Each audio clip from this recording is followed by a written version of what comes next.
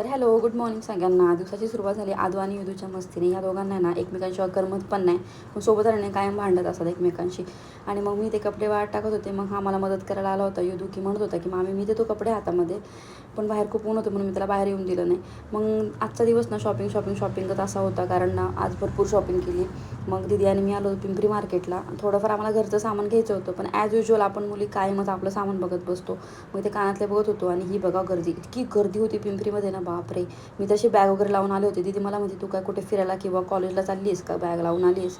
पण ते सामान घेणं कन्व्हिनियंट होतं असं मला वाटतं. आणि इतकी मस्त वाईब देत होती ना पिंपरीमध्ये. सगळे मार्केट असं पूर्ण दिवाळीच्या सामानाने भरलं होतं. खूप छान वाटत होतं. आणि हे कानातले मला इतके आवडले होते, पण घालायचे कशावर, कारण मी तर साडी घालणार आहे, मम्मी नाही घेतले. आणि मग त्याच्यानंतर पेटपूजा केली. आणि कोणाकोणाला शॉपिंगसोबत खायला खूप आवडतं मला नक्की कमेंटमध्ये सांगा. मला तरी खूप आवडतं. खाणं इज माझा प्रेफरन्स असतो. मग त्याच्यानंतर घरी येऊन परत मी आणि मम्मी आणि ताई गेलो साड्यांच्या शॉपिंगला. आणि काही दिवाळीच्या साड्या फिक्स करायच्या होत्या, तर साड्या फिक्स केल्या फायनली. आणि मग खूप दमल्यासारखं झालं, तर मग बाहेरच जेवण केलं आणि मग संपवलं आजचा दिवस. बाय, भेटूयात उद्या.